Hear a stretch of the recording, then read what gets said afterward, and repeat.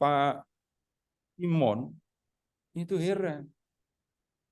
Kalau Yesus itu benar nabi, harusnya dia tahu kalau perempuan ini perempuan berdosa. Yang dimaksud selanjutnya, kalau Yesus itu tahu perempuan ini perempuan berdosa, harusnya Yesus tidak membiarkan diri disentuh oleh perempuan ini. Maksudnya begitu, maksud Simon. Jangan sampai didekati perempuan seperti ini. Nabi kok didekati sama ini perempuan berdosa. Nah, kemudian Yesus tahu yang ada di Simon ini ngomong apa enggak sih? Dalam hati kan ya. Tapi kemudian lihat ayat 40. Yesus manggil Simon, lalu ngajak bicara.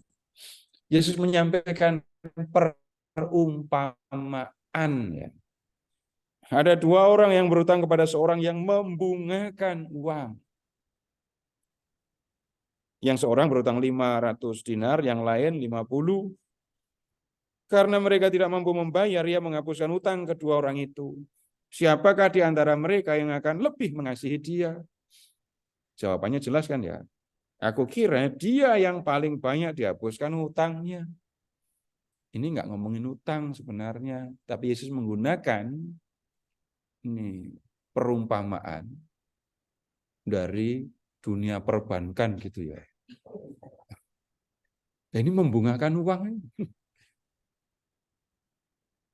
Dan kemudian lihat, hutang itu melambangkan dosa, penghapusan hutang itu sama dengan pengampunan dosa. Ada orang yang dosanya besar, ada orang yang dosanya kecil. Dan Tuhan mengatakan, semua dosa kalian diampuni. Siapa yang akan lebih mengasihi Tuhan? Nah, jawabannya gampang kan? Jelas yang lebih banyak dosanya.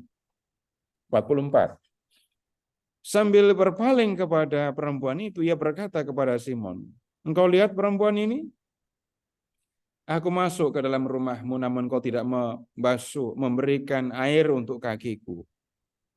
Tetapi dia membasahi kakiku dengan air mata dan menyikanya dengan rambutnya. Engkau tidak mencium aku, tetapi sejak aku masuk, ia tidak henti-hentinya mencium kakiku. Engkau tidak meminyaki kepalaku dengan minyak, tetapi dia meminyaki kakiku dengan minyak wangi. Ya, pasti ruangan perjamuan itu jadi wangi sekali. Gitu. Pasti wangi sekali. Karena itu, aku berkata kepadamu, dosanya yang banyak itu telah diampuni. Ini kalimat yang sulit ya, nggak langsung bisa dipahami. Mungkin kita tinggalkan saja dulu. Karena itu aku berkata kepadamu, dosanya yang banyak itu telah diampuni. Sebab itu, ia telah banyak mengasihi. Coba di teks Bapak Ibu, sama atau beda? Ini memang beda satu kata ya. Sebab itu, ia lebih banyak mengasihi. Dosanya yang banyak itu telah diampuni, sebab itu ia telah banyak mengasihi. Namun orang yang sedikit diampuni, sedikit juga yang mengasihi. Jadi yang dibilang dosanya yang banyak diampuni, karena itu dia mengasihi. Nah itu yang saya bilang sulit ya, tapi nggak usah bingung dulu. Yang tolong diperhatikan, itu sikap Yesus terhadap orang berdosa ini. Nah, kalau memperhatikan perumpamaan yang disampaikan oleh Tuhan Yesus, orang yang sudah dihapuskan utangnya yang lebih banyak, itu lebih mengasihi orang yang meminjami uang kan? Lebih mengasihi orang yang menghapus utangnya. Ini ngomongin perempuan itu dan Simon. Kalau begitu, Yesus merasakan, Yesus mengalami bagaimana perempuan itu mengasihi dia. Caranya, cara perempuan itu mengasihi Yesus. Megang kakinya, nyuci kakinya pakai air mata, ngelap pakai rambut, kasih minyak wangi. Itu cara Yesus, cara perempuan itu mengasihi Yesus. Kenapa dia berlaku seperti itu? Karena dosanya sudah diampuni.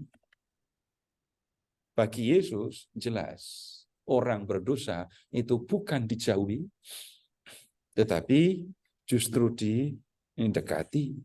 Kita lihat yang lebih lanjut ya. Sekarang silahkan ke bab 15. Bapak Ibu lihat orang-orang yang jengkel.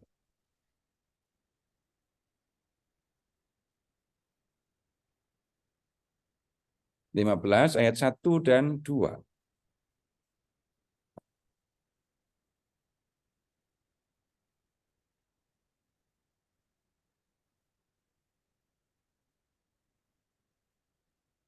Para pemungut cukai dan orang-orang berdosa semuanya datang kepada Yesus untuk mendengarkan dia.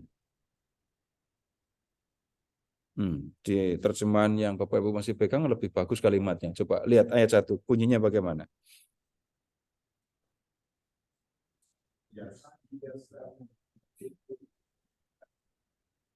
Kalau biasanya itu berarti berapa kali? Sering, banyak kali kan. Para pemungut cukai, orang berdosa biasa, sering, berulang kali datang kepada Yesus untuk mendengarkan dia. Kalau mereka datang kepada Yesus berulang-ulang, artinya mereka cocok, senang mendengarkan Yesus. Orang-orang berdosa, orang-orang yang dianggap berdosa, senang datang dan mendengarkan Yesus. Belum selesai. Bersungut-sungutlah orang-orang Farisi dan ahli-ahli Taurat katanya, orang ini menerima orang-orang berdosa dan makan bersama mereka. Bapak kalau membaca Injil Lukas, Bapak akan ketemu Yesus yang berulang kali makan bareng. Makan. Nanti lain kali kita diskusi teologi tentang makan bersama. Yang Yesus makan bareng di rumah orang Farisi aja minimal 3 kali.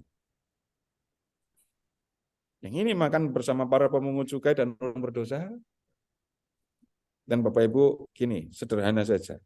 Orang Farisi melihat Yesus makan bersama orang-orang berdosa. Suasananya ramai apa sepi? Ramai. Ada tertawa? Pasti. Enggak mungkin Bapak Ibu. Pernah enggak makan bersama sambil debat? Gitu. Makan bersama, senang, gembira, ramai, tertawa. Gitu. Pemandangannya adalah Yesus dan murid-muridnya makan bareng dengan para pemungut cukai, dengan orang-orang yang dipandang berdosa. Orang Farisi ngelihat. Enggak terima dia. Enggak pantas guru, rabi, nabi makan bareng orang-orang berdosa. Nah, kemudian Yesus bicara di ayat 3 menjelaskan mengapa dia datang kepada orang berdosa, bicara kepada mereka, makan bersama mereka. Bagaimana Yesus menjelaskan tindakannya? Yesus menyampaikan 3 perumpamaan. Domba yang hilang, dirham yang hilang, dan anak yang hilang. Dan Bapak Ibu kalau membaca perumpamaan tentang dirham yang hilang, Bapak Ibu bisa lihat, baru di situ Yesus diumpamakan dengan seorang perempuan. Coba lihat ayat 8. Atau perempuan manakah yang mempunyai 10 dirham, dan jika ia kehilangan 1 dirham, tidak menyalakan pelita dan menyapu rumah, serta mencarinya dengan cermat sampai ia menemukannya. Kalau ia telah menemukannya, ia memanggil sahabat-sahabat dan tetangga-tetangga, serta berkata, bersukacitalah bersama aku, sebab aku telah menemukan dirhamku yang hilang itu. Aku berkata kepadamu, demikian juga akan ada sukacita pada malaikat-malaikat Allah karena 1 orang berdosa yang bertobat. Nah, Bandingkan dulu dah dengan ini domba yang hilang. Ayat 4. Siapakah di antara kamu yang mempunyai 100 ekor domba, dan jikalau ia kehilangan seekor di antaranya, tidak akan meninggalkan 99 ekor di padang gurun, dan pergi mencari yang hilang itu sampai ia menemukannya. Setelah menemukannya, meletakkannya di atas baunya dengan gembira. Dan setibanya di rumah, yang memanggil sahabat-sahabatnya dan tetangga-tetangganya serta berkata, bersukacitalah bersama aku, sebab aku telah menemukan dombaku yang hilang. Ayat 7, demikian juga akan ada sukacita di surga karena satu orang berdosa yang bertobat lebih daripada sukacita 99 orang benar yang tidak memerlukan pertobatan. Bapak Ibu, perhatikan ayat 1. Ya, ayat 1 dan 2 saja. Ayat 1 dulu saja. Ada Yesus dan ada orang berdosa. Gembala itu mencari domba yang hilang. Gembala itu mengumpamakan Yesus. Domba yang hilang itu mengumpamakan orang berdosa. Kan begitu. Perempuan itu mencari dirham. Dan perempuan itu kalau begitu menggambarkan Yesus. Dirhamnya melambangkan manusia. Dirham yang hilang melambangkan orang berdosa. Kalau gembala mencari domba, domba bisa bersuara, gembala juga bisa bersuara. Ingat dalam perumpamaan yang lain, Yesus mengatakan domba mengenal suara gembalanya kan. Sehingga kalau ada domba, ada gembala mencari domba yang hilang, kemungkinan ketemunya lebih besar kan ya? Karena dua-duanya bergerak, dua-duanya bersuara. Kalau ini di perempuan mencari dirham yang hilang, dirhamnya diem saja kan ya? Dan kemudian lihat, perempuan itu mencari dengan cermat. 3 tindakan sebenarnya. Menyalakan pelita, menyapu rumah, mencari dengan cermat. Ketemu atau tidaknya dirham itu bergantung sepenuhnya kepada perempuan ini. Tergantung pada nyala lampu, tergantung pada nyapunya, tergantung pada kecermatannya. Ada situasi di mana orang berdosa nyari Yesus. Dan Yesus mencari mereka, ketemu, gampang. Ada orang yang berdosa. Kalau Yesus tidak menemui mereka, nggak akan ketemu. Nah, ini saya tidak akan bertanya, Bapak Ibu termasuk yang mana? Enggak, saya nggak akan nanya itu. Kalau Bapak Ibu orang berdosa kayak termasuk dalam kelompok ini, nggak akan datang ke sini malah. Tapi itu situasi yang disebut di dalam perumpamaan ini. Dan Yesus memberikan penjelasan tentang apa yang sebenarnya dia kerjakan. Perhatikan juga ayat 7. Satu orang berdosa saja sudah cukup membuat para malaikat gembira gitu ya. Satu aja orang bertobat. Itu sudah cukup membuat para malaikat di surga gembira. Bahkan dikatakan lebih besar kegembiraannya daripada kegembiraan atas 99 orang yang nggak perlu pertobatan. Nah, ini Bapak Ibu silahkan ini lihat perhatian Yesus kepada orang berdosa. Atau kalau dalam perumpamaan tentang anak yang hilang, Bapak Ibu lihat aja ayat 32, 15:32.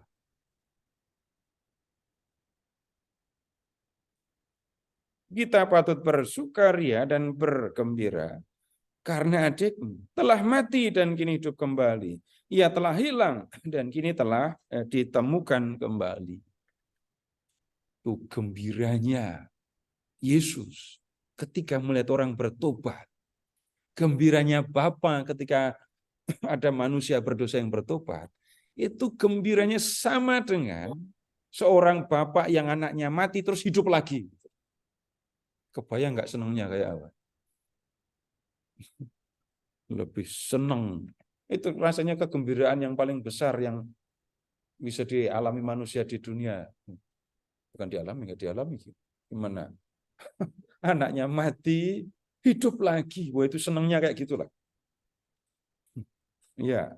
Kemudian kita lihat ke bab 19.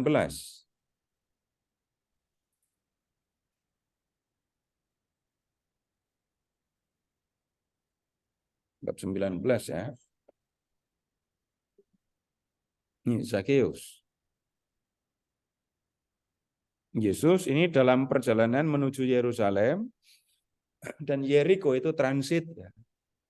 Orang-orang dari kota-kota lain termasuk dari Galilea kalau mau pergi ke Yerusalem melewati Yeriko. Melewati Yeriko itu kota terakhir sebelum orang pergi ke Yerusalem. Nah, Yesus dalam perjalanan ke Yerusalem ini. Ayat 2, di situ ada seorang bernama Zakheus, kepala pemungut cukai, dan ia orang yang kaya. Ia berusaha untuk melihat siapakah Yesus itu, tetapi ia tidak berhasil oleh karena orang banyak sebab badannya pendek. Ia pun berlari mendahului orang banyak, lalu memanjat pohon ara untuk melihat Yesus yang akan lewat di situ. Ketika Yesus sampai ke tempat itu, ia melihat ke atas dan berkata kepadanya, Zakheus, segeralah turun sebab hari ini aku harus menumpang di rumahmu. Tunggu dulu, sampai di sini dulu kita amati. Ini Yesus kok tahu kalau orang itu namanya Zakheus. Sekarang gini, Yesus masuk ke kota Yeriko. Ya, kemudian melihat orang banyak apa enggak? Di mana ketemu orang banyak? Ayat 3, ayat 4. Orang banyak ini berjalan di sekitar Yesus, depan, belakang, samping gitu. Lalu kenapa Zakheus sampai mau turun ke jalan, mau ngelihat Yesus itu orangnya yang mana? Berarti dia pernah mendengar siapa Yesus, tapi hanya mendengar. Nah, ketika dia tahu atau mendapat berita Yesus lewat di kotanya, dia pengen lihat, kesempatan untuk lihat. Bapak Ibu lihat, dia melompat-lompat di belakang orang banyak itu karena pengen melihat. Tetap aja nggak bisa. Tapi kan dia orang Yeriko, dia penduduk kota itu. Jadi dia tahu jalan yang akan dilewati oleh Yesus. Dia tahu kalau di sana itu ada pohon ara. Maka dia mendahului rombongan Yesus. Lalu manjat. Orang banyak ngelihat kan Zakheus ada di atas. Terus mereka diam saja. Orang-orang Yeriko rupanya juga ada di situ ikut melihat Yesus. Ikut rame-rame melihat Yesus gitu. Terus orang-orang Yeriko yang tahu itu orang itu Zakheus terus diam saja. Tidak mungkin. Mereka nunjuk-nunjuk, ada yang tertawa, ada yang sebut namanya, pasti sebut namanya. Dan orang juga akan keheranan kan. Orang kaya, badannya pendek, naik pohon. Dari kostumnya udah ketahuan kalau orang kaya. Udah ketahuan. Dari outfitnya sudah jelas. Nah, nggak seperti nasabah BCA gitu ya. Udah ketahuan kalau orang kaya, jubahnya laki-laki juga pakai perhiasan ya. Kalung, anting-anting, udah ketahuan jubah bagus dan seterusnya. Orang-orang pasti keheranan, ngapain orang itu? Tiba-tiba Yesus berdiri di bawah pohon itu lalu memanggil namanya. Enggak usah repot-repot Yesus menggunakan pengetahuan ilahinya gitu ya. Orang banyak pasti teriak lah nyebut namanya.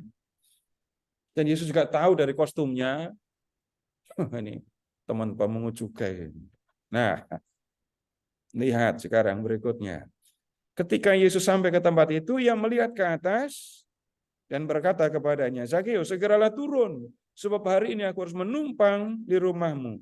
Zakeus pun segera turun. Jadi turunnya gimana kalau dari pohon segera turun? Ya kan begitu turunnya. Kemudian menerima Yesus dengan sukacita. Ya, ini Zakeus jalan bersama Yesus, senang, jalan ke rumahnya ya.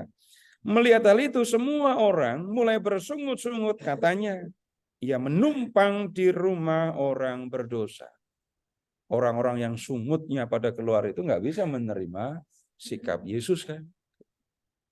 Seorang rabi, seorang nabi, seorang yang dianggap suci, nggak pantas, nggak layak nginep di rumah orang berdosa. Nggak pantas gitu ya. Namun Zakeus berdiri dan berkata kepada Tuhan, Tuhan, lihatlah, setengah dari milikku akan kuberikan kepada orang miskin, dan sekiranya ada sesuatu yang kuperas dari seseorang, akan kukembalikan 4 kali lipat. Kenapa Zakeus melakukan yang seperti ini? Karena gembira kedatangan Yesus kan. Orang banyak memandang Zakeus sebagai orang berdosa. Orang berdosa harus dijauhi. Yesus datang ke rumah Zakeus. Sudah ngomong apa-apa belum Yesus ini? Enggak ngomong apa-apa.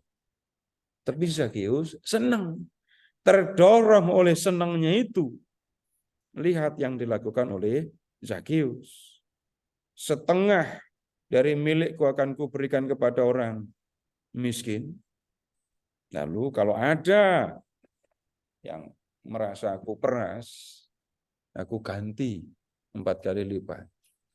Ini Lukas tidak menunjuk sesuatu dari Taurat ya. Tapi kalau dalam hukum Taurat, orang yang kedapatan mencuri 1 ekor kambing gitu ya, dia harus nukernya 4 kali lipat. Jadi kalau memakai bahasa hukum Taurat, Zakeus itu memperlakukan dirinya seperti maling, mengganti kerugian 4 kali lipat. Nah, ini yang menunjukkan, lihat, kedekatan Yesus yang mencari orang-orang berdosa tadi, dalam hal ini membuahkan ini hasil. Zakeus bertobat. Nah, kemudian ayat 9. Kata Yesus kepadanya, hari ini telah terjadi keselamatan pada rumah ini karena orang ini pun anak Abraham. Sebab Anak Manusia datang untuk mencari dan menyelamatkan yang hilang. Dan ini nyambung dengan perumpamaan tentang yang hilang tadi ya. Datang untuk mencari dan menyelamatkan yang hilang. Dan kalau dia menemukan yang hilang itu, lihat, yang bereaksi surga. Di surga akan ada kegembiraan besar ketika ada satu orang berdosa yang ini bertobat. Satu lagi, sekarang kita ke Golgota. Bab 23 ya.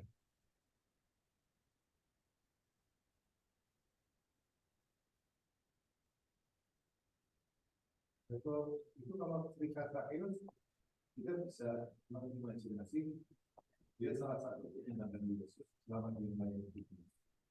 Di samping orang membuat setelah tadi dicoba. Ketika kita mengatakan imajinasi, nomor 1 kita perlu logika, kedua perlu dasar. Nah, kalau Bapak mengatakan begitu, bisa nggak menemukan dasar teksnya? Begitu, saya tidak akan menyangkal, tapi untuk mengatakan sesuatu logis, ya Dan kemudian kedua ada dasar teksnya. Jadi untuk mengatakan Zakheus menjadi penyandang dana Yesus. Nah itu dasarnya yang kita sulit untuk menemukan. Atau Bapak bisa lihat, nemu. Nah, Terus saya tertarik dari mana Yesus dapatkan. Kalau tadi kan banyak wanita-wanita setelah diulangi wanita dosa diceritakan banyak penyandang. itu beda lagi, Pak. Itu beda lagi. Perempuan berdosa ini tidak masuk dalam kelompok perempuan-perempuan yang menggunakan harta bendanya untuk membantu Yesus. Itu di Lukas bab 8. Periksa saja. Lukas bab 8, 1-3.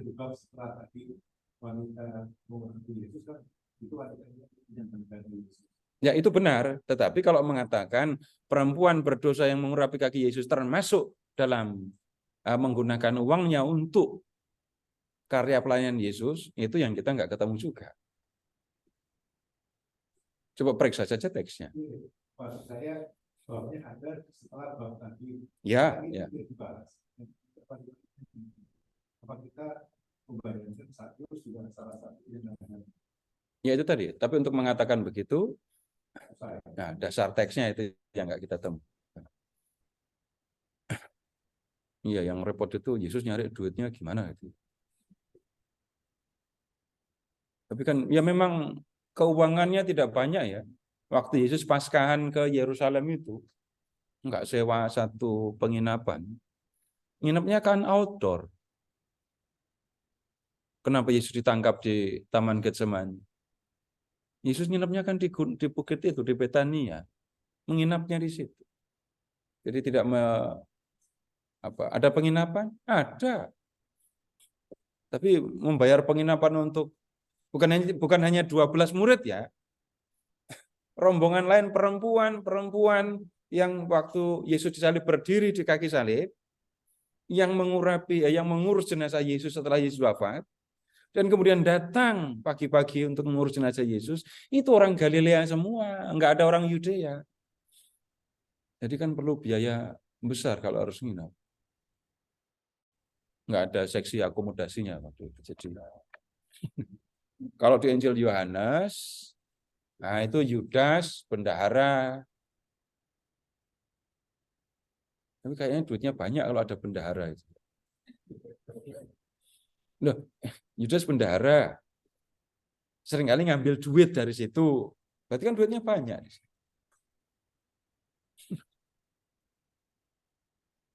Ya, itu yang kita memang kita tidak pernah bisa mendapatkan semua yang kita pengen tahu tentang Yesus dan lain-lain.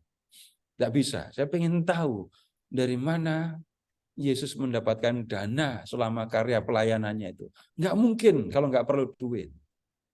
Pasti pakai duit. Minimal dari mereka Yesus berjalan dari satu kota ke kota lain, dari satu tempat ke tempat lain. Itu aja makan kok. Tapi Bapak Ibu bisa juga jawab sih. Diam-diam itu Yesus benar menggandakan roti untuk murid-muridnya sendiri gitu ya. Tapi ya nggak ketemu tapi pembicaraan yang model seperti itu. Tinggal ini ada air diubah jadi anggur gitu ya. Pengen duit, Simon, kamu cari ikan, mancing sana di danau. Nanti di mulut ada uang. Yang begitu itu sulit untuk kita terima menjadi sumber keuangan selama Yesus melakukan karya pelayanan. Kalau Paulus, jelas. Paulus kerja, dapat uang, dan uangnya digunakan untuk karya pelayanan. Ketika Paulus tidak bisa bekerja, orang Filipi kirim duit untuk Paulus. Tapi sekali lagi untuk Yesus, kita tidak menemukan keterangan yang memadai atau melegakan hati kita, memuaskan keingintahuan kita. Ya, begitu, Pak. Ada lagi yang mau diomongkan, ditanya, silahkan. Kalau nggak ada, kita ke Golgota. Mau tanya. Pak Pranoto, silakan Pak. Pak. Iya, silakan. Nah, kalau tadi kita melihat, bisa didengar ya saya Pak Narto? Bisa didengar ya? Halo, Ya, bisa Pak. didengar ya? Bisa Monggo. didengarkan ya? Ya, bisa. Oke. Ya. Kalau tadi dilihat bahwa Lukas 6, 47, 49 dan dibandingkan dengan Matius 7 tentang dua macam dasar tadi, itu apakah dengan itu terlihat jelas bahwa Lukas itu memakai tulisan Matius sebagai referensi, karena terpikirkan bahwa Matius itu tentunya yang pernah ketemu Yesus, sedangkan Lukas belum, dan Matius menulis Injilnya sebelum Lukas menulis Injil, atau bahkan keduanya itu sebetulnya memakai Markus sebagai referensi. Begitu kan, Pak Mas Tito? Macam-macam kemungkinan, tapi cuman kemungkinan, Pak ya. Kemungkinan kalau orang mengatakan Matius saksi mata, maka ya Lukas ngambil Matius. Tapi kalau dipelajari lebih lanjut, kayaknya Matius bukan saksi mata. Kalau Matius bukan saksi mata, tapi Matius dan Lukas ternyata menuliskan tema yang sama, maka kemungkinannya Matius dan Lukas punya sumber yang digunakan bersama. Itu teori. Kalau belajar Mungkin Injil pengantar Markus kan? ketemu yang seperti itu. Tapi itu teori sumber. Pakai istilah apa itu bahasa Jerman Quelle. Tapi dicari Quelle itu yang mana, yang nggak ada. Berdasarkan hipotesis saja, karena Matius dan Lukas menyampaikan hal yang sama. Maka ada kemungkinan keduanya menggunakan satu sumber yang digunakan bersama. Begitu, Pak. Oke. Tapi kalau mengingat Markus itu ditulis yang pertama, apakah mungkin bahwa keduanya memang merujuk ke Markus juga ya, Pak? Mungkin ya. Keduanya sudah jelas mengambil Markus. Oh, Tapi oke. kalau Markus kan nggak ada perumpamaan tentang dasar tadi. Ya, ya. Markus nggak nulis tentang dua dasar, nggak ada. Keduanya sudah pasti menggunakan Markus karena alur ceritanya sama dengan Markus. Tapi dalam hal yang lain-lain, ada yang ditulis oleh Matius dan Lukas, tapi tidak ditulis oleh Markus. Maka para ahli mengatakan ada sumber yang dipakai oleh Matius dan Lukas. Tapi kemudian kita juga menemukan ada hal-hal yang khas Matius, khas di Lukas. Maka Matius dan Lukas juga punya sumber sendiri. Udah nggak usah banyak-banyak diskusi kayak gini, nanti malah. Terima kasih, Pak Tito. Ya, sekedar saja Pak ya. Nanti kalau saya kebanyakan ngomong begini, muntah-muntah nanti. Sekedar tahu enggak apa-apa. Nanti kalau saya bisa bicara detail sekali, tapi enggak terlalu banyak. Cukup gitu Pak ya. Baik, terima kasih Pak Tito. Cukup sekali. Kalau sumbernya kan satu Matius, kalau Markus mengacu kepada Petrus, lalu Lukas mengacu kepada Paulus. Artinya kemudian kita akuannya hanya Paulus, Petrus, Matius, Paulus dan Yohanes. Nah, itu untuk mengatakan yang seperti itu. Sekarang begini, ini bukan sekedar tahu, saya ngomongnya jadi detail ini. Iya. Lu akan ketemu hal yang bermacam-macam untuk mengatakan sumbernya itu hanya Petrus, kemudian Matius, lalu Paulus dan Yohanes. Belum selesai di situ. Belum akan selesai. Kenapa? Kalau sumbernya itu hanya itu, bagaimana dengan ada yang itu tadi, Matius punya sendiri. Untuk mengatakan Matius itu saksi mata, itu aja sudah masalah. Kalau Matius itu saksi mata, enggak perlulah Pak Matius ngikuti Markus. Kalau Injil itu dijajarkan, urutannya bertiga begitu. Itu ceritanya Markus di tengah. Markus di tengah, Lu Matius jalan ceritanya ngikuti Markus, lu Lukas ngikuti Markus. Kalau Matius saksi mata, dengar langsung dari Yesus, nggak perlu dia ngikuti Markus. Jadi Matius itu, nah itu tadi saya ngomong jadi Matius biarpun disebut itu adalah nama murid Yesus, tapi penulis Injil Markus, Matius apakah Matius itu? Itu tanda tanya serius. Itu tadi.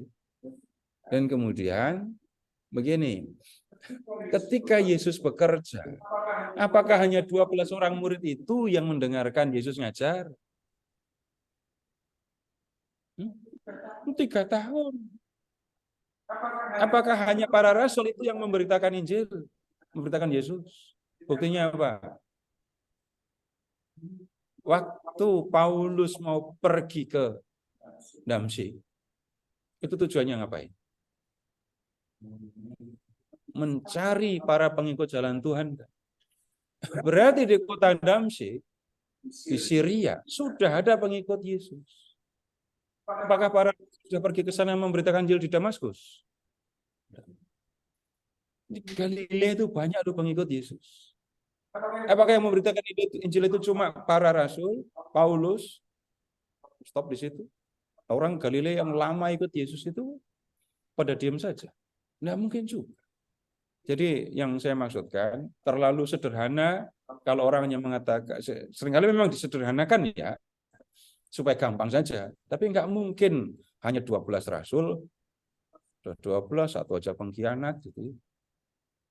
Nyatanya para rasul menemukan 1 orang, 2 yang masuk nominasi ya, yang layak menjadi rasul karena mengikuti Yesus dari pembaptisan Yohanes sampai Yesus naik ke surga. Ada 2 orang yang masuk nominasi. Di luar nominasi itu banyak yang percaya kepada Yesus. Maria Magdalena saksi. Tuh bingung jadi ngomong apa saya ini. Udah kita ke bab 24 tadi ya. Bab 23. Ini kita lihat Yesus yang disalib. Yesus sudah disalib. Ayat 33.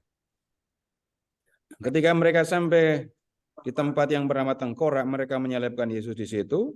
Dan juga kedua orang penjahat itu, yang seorang di sebelah kanannya dan yang lain di sebelah kirinya. Yesus berkata, ya Bapa, ampunilah mereka sebab mereka tidak tahu apa yang mereka perbuat. Lalu lihat 35. Umat berdiri di situ dan melihat semuanya, tetapi pemimpin-pemimpin mengejek dia. Katanya, orang lain ia selamatkan, biarlah sekarang ia menyelamatkan dirinya sendiri jika ia adalah Mesias, orang yang dipilih Allah. Prajurit juga mengolok-olok dia sambil maju dan menawarkan anggur asam kepadanya dan berkata, jika engkau raja orang Yahudi, selamatkanlah dirimu. Juga ada tulisan di atas kepalanya, inilah raja orang Yahudi. Nah, ayat 39. Salah seorang penjahat yang digantung itu menghujat dia, katanya, bukankah engkau Mesias, selamatkanlah dirimu dan kami. Namun yang lain menegur dia, tidak kau takut kepada Allah, sebab engkau menerima hukuman yang sama. Kita memang selayaknya dihukum, sebab kita menerima balasan yang setimpal dengan perbuatan kita. Tetapi orang ini tidak berbuat sesuatu yang salah. Lalu ia berkata, Yesus, ingatlah aku apabila masuk ke dalam kerajaan. Kata Yesus kepadanya, sesungguhnya aku berkata kepadamu, hari ini juga engkau akan ada bersama-sama dengan aku dalam Firdaus. Nah, Bapak Ibu, kita perlu cermati ini. Saya ajak Bapak Ibu untuk melihat pemahaman yang biasa dimengerti atau ada dalam pikiran banyak orang ini Katolik ya.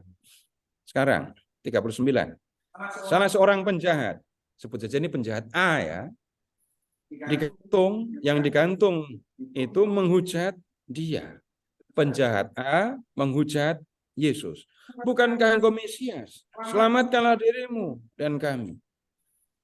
Namun yang lain, penjahat B menegur dia. Penjahat B menegur penjahat A. Penjahat B bilang begini kepada A, tidakkah engkau takut kepada Allah sebab engkau menerima hukuman yang sama? Kita memang selayaknya dihukum. Sebab kita menerima balasan yang setimpal dengan perbuatan kita. Tetapi orang ini tidak berbuat sesuatu yang salah. Lalu ia berkata. Di teks Bapak Ibu bunyinya gimana? Ayat 42. Nah, ayat bukan yang dari persis dari ayat 42. Iya berkata. Iya ini penjahat A atau penjahat B?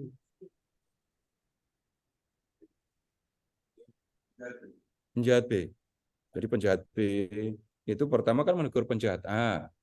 Lalu penjahat B berkata kepada Yesus, Yesus ingat aku apabila engkau masuk dalam kerajaanmu. Yesus mengatakan ayat 43, Yesus berkata Yesus kepadanya, nyanya penjahat B, sesungguhnya aku berkata kepadamu, hari ini juga engkau akan ada bersama-sama dengan aku di dalam Firdaus, sedangkan temanmu biarkan saja dia.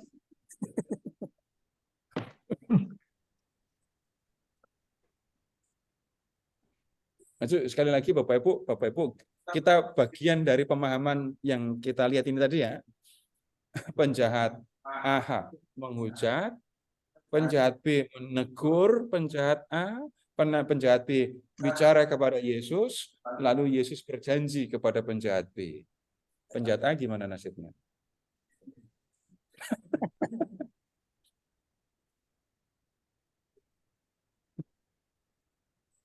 Kasihan. Dan Bapak Ibu silahkan ingat, Yesus kepada perempuan berdosa tadi ya. Perhatikan juga sikap Yesus kepada orang-orang berdosa pemungut cukai yang di bab 15. Silahkan lihat juga Yesus dengan orang dengan Zakeus yang di bab 19. Yang paling kasihan penjahat ini ya gitu.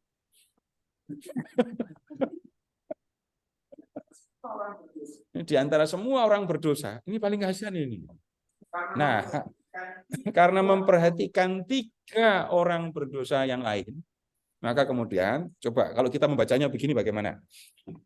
Seorang penjahat, ini penjahat A, menghujat Yesus. Bukankah engkau Mesias, selamatkanlah dirimu. Selamatkan kan?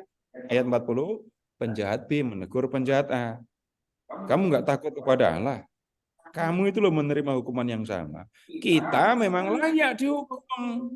Kita menerima balasan yang setimpal dengan perbuatan kita. Tapi orang ini nggak berbuat salah. Penjahat B menegur penjahat A. Penjahat A udah ditegur kan? Ayat 42. Penjahat A yang ditegur temannya.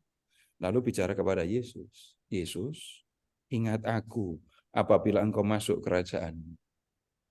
Gramatika, nggak ada keberatan kan? Iya. Iyanya itu bisa menunjuk, kan jadi pembacaan yang pertama sudah. Iya menunjuk kepada penjahat B. Sekarang coba lihat. Kalau iya, ayat 42 itu menunjuk kepada penjahat A, bisa diterima enggak? Penjahat A menghujat, ditegur temannya, lalu berubah. Lalu bicara kepada Yesus, Yesus ingat aku. Tuh.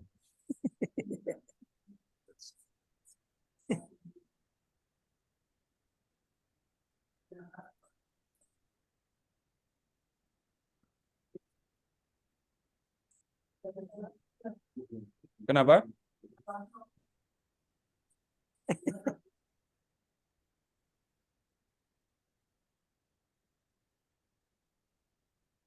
Bapak perhatikan teguran temannya tadi, Pak.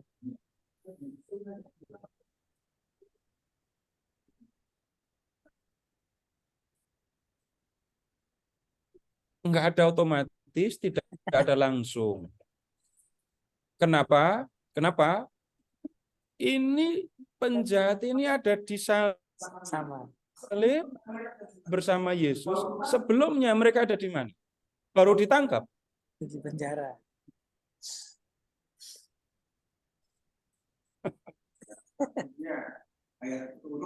Ya, kemudian ayat tunggu dulu ya, 43. Yesus bicara kepada penjahat A yang mengucap tadi, hari ini kamu akan bersama dengan aku dalam Firdaus. Sekali lagi, dasar saya mengatakan seperti ini tadi, satu, secara gramatika nggak ada masalah. Kenapa nggak ada masalah? Iya, mau pakai bahasa Indonesia, apalagi tambah nggak ada masalah. Iya, bahasa Indonesia bisa laki, bisa perempuan. Dia dalam bahasa Yunani, laki dan perempuan berbeda. Ini dua-duanya laki-laki. Nggak ada masalah. Kemudian, perhatikan, saya nggak tanggung-tanggung ya. Semua orang berdosa di dalam Injil Lukas sudah kita cari. Perhatikan sikap Yesus kepada orang berdosa.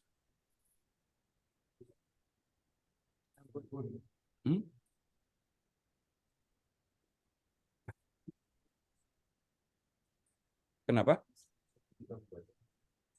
Makanya saya mengatakan ini tadi. Saya akan mengatakan pembacaan yang pertama yang biasa kita tahu. Saya tanya, Bapak Ibu, sebelumnya kita mengatakan penjahat yang menghujat Allah ini, menghujat Yesus itu tidak bertobat. Tunggu dulu. Kalau kita mengatakan sebelumnya penjahat yang menghujat Yesus itu tidak bertobat. Pertanyaan saya, itu sudah membaca sikap Yesus kepada orang berdosa di seluruh Injil Lukas atau belum?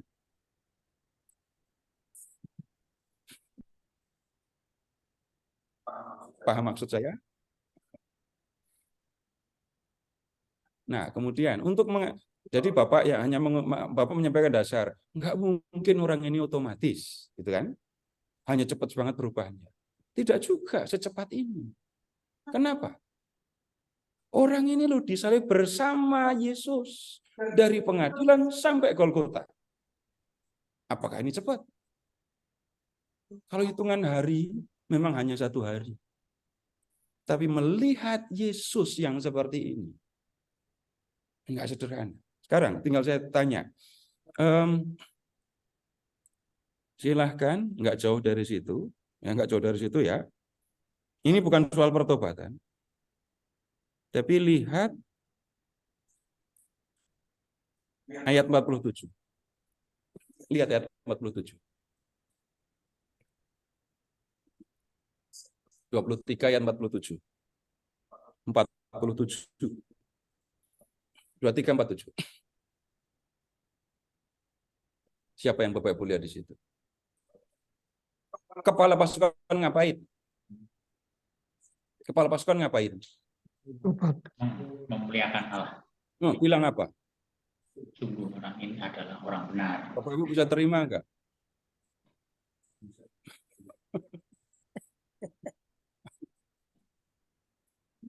Ini kepala pasukan yang nyalip Yesus loh ya. Yang bertanggung jawab memaku Yesus. Malah mengatakan orang ini orang benar. Ayo, kalau logikanya secepat itu, saya akan mengajukan pertanyaan, loh ketemu begini.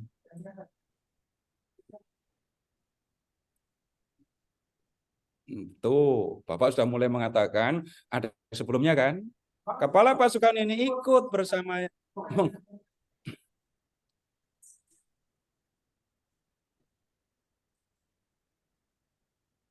Ya.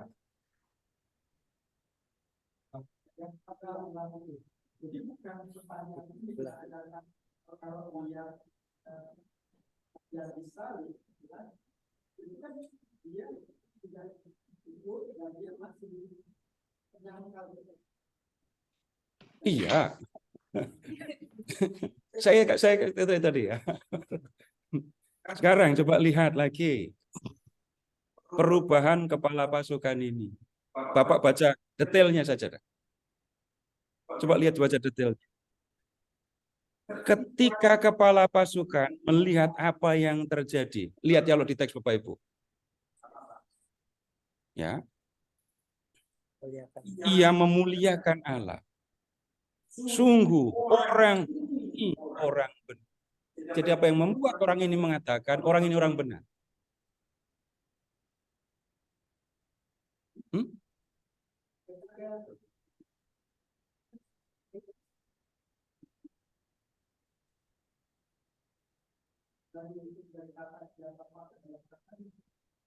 Loh, ini loh yang kepala pasukan ini tadi loh.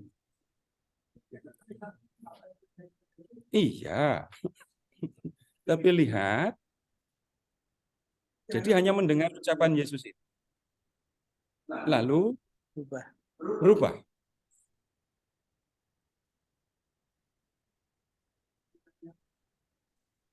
Luar biasa. Maka yang tadi, Bapak boleh nggak terima pemahaman saya? Boleh, enggak masalah. Tapi Bapak tolong perhatikan argumentasi saya. Argumentasi saya, mengapa saya menawarkan pembacaan yang kedua? Memangnya saya tidak menyangkal pembacaan pertama ya? Saya tidak menyangkal. Mana saya pernah mengatakan pembacaan yang dilakukan Gereja Katolik selama ini salah? Saya tidak mengatakan itu. Tapi saya mengatakan, coba berdasarkan semua pemahaman kita tentang Injil Lukas tentang orang berdosa dan Yesus, sekarang saya tawarkan, nih ada pembacaan yang lain. Dan pembacaan ini apakah salah? Lihat di mana salahnya. Secara gramatika tidak bersalah, secara teologis apalagi. Sekarang, kalau kita dari semua orang berdosa yang didatangi oleh Yesus, yang dikehendaki Yesus apa? Lukas mau memberitakan Yesus yang seperti apa? Sekarang pertanyaan kristologisnya jadi begitu. Lukas mau memberitakan Yesus itu seperti apa? Pengampun. Pengampun. Nah, lalu akan ketemu juga. Kalau penjahat yang tidak menyangkal, tidak menghujat Yesus, itu berdosa apa enggak? Penjahat yang disalibkan bersama Yesus, jelas berdosa? Berdosa. Di mana dia bisa bertobat? Apa yang membuat dia bisa bertobat?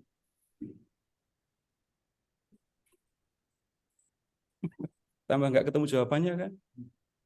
Tambah enggak ketemu jawabannya. Tapi orang yang disalibkan bersama dengan Yesus itu, dua-duanya menyaksikan bagaimana Yesus melewati proses pengadilan, memikul salib, dan selama digantung di kayu salib.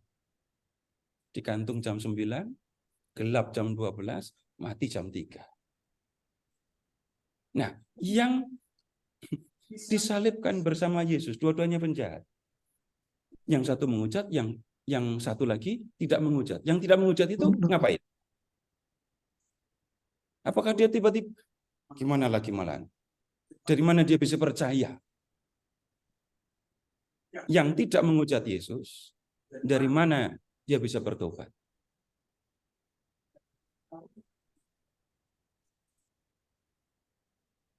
Nah, di dalam teks itu nggak muncul, tapi yang ini penjahat yang tidak menyangkal ini malah menegur temannya.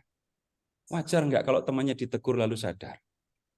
Dan kemudian berubah sikap kepada Yesus.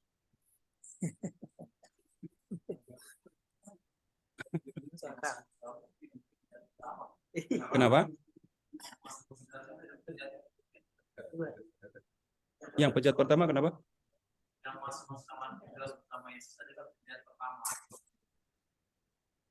Nah, sekarang begini. Kalau kepada orang berdosa saja dijanjikan Firdaus, apalagi kepada yang sudah bertobat. Perikop ini mau menunjukkan surga bukan hasil usaha. Tetapi surga itu karunia. Dan karunia diberikan kepada siapa? Orang berdosa. Orang berdosa yang bagaimana? Yang bertobat. Injil Lukas, balik lagi. Kita ngomong seluruhan Injil Lukas. Ini namanya kristologi. Kita udah bicara kristologi ya. Lukas mau menunjukkan Yesus datang untuk mencari orang berdosa. Tujuannya apa? Lihat sekarang dirham yang hilang tadi. Kalau enggak, perempuan itu nyari dengan cermat, nggak akan ketemu. Kita ketemu contoh sekarang. Orang yang ketemu dengan Yesus disalib, yang satu tidak menghujat, yang kedua menghujat, tapi dua-duanya selamat.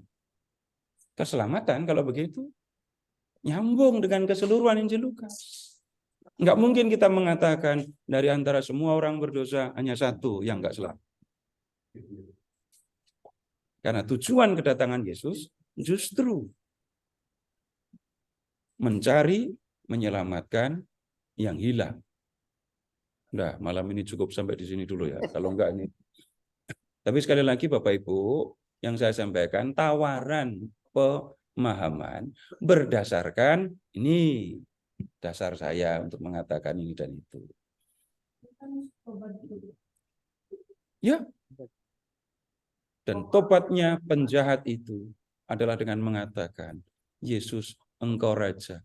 Ingat aku kalau engkau masuk dalam kerajaan. Nah, itu tobat. Nah, justru itu tadi, maka saya mengatakan, berdasarkan semua yang ada di Lukas, sikap Yesus kepada orang berdosa, enggak tega lah nyingkirin yang satu ini, biar ini masuk neraka. Karena Yesus memperhatikan orang berdosa. Nah, begitu memahaminya. Kenapa? Karena dalam bahasa Yunani, dua-duanya laki-laki, kata gantinya sama dengan sama-sama dia, sama-sama maskulin. Kemudian, pembacaan yang selama ini kita tahu, hanya pembacaan yang tadi saya sebut, tapi pembacaan yang kita lakukan itu mengabaikan kedekatan Yesus dengan orang-orang berdosa tadi. Malam ini, lihat Yesus dekat dengan orang-orang berdosa. Lihat sikap Yesus kepada orang berdosa. Nah, masuk disalib, pas Yesus menjadi Raja Penyelamat. Itu dasarnya. Sekali lagi, itu kalau saya mengatakan, untuk mengatakan pendapat ini dan itu, tunjukkan ini dasarnya. Jadi dasar yang saya tunjukkan, ya ini tadi. Secara gramatika, nggak ketemu. Bapak pun nyari nama Dismas, nggak ada di sini. Nggak ada Dismas. Dismas adanya di teks lain, di Injil lain yang nggak masuk kitab suci. Udah, minggu depan kita lanjutin lagi. Baik, Pak Seto, terima kasih banyak Pak. Malam hari ini kita sudah mendalami Injil Lukas ya. Kata kuncinya malam hari ini Tuhan Yesus itu Maha Pengampun kalau saya simpulkan ya. Baik Bapak Ibu, kita akan jumpa lagi di minggu depan dengan Injil Yohanes ya Pak. Kita ikuti terus pengajaran dari Pak Seto. Masih Lukas, belum beres. Kita lanjut minggu depan. Ya, kita tutup dengan doa. Silakan Pak. Baik.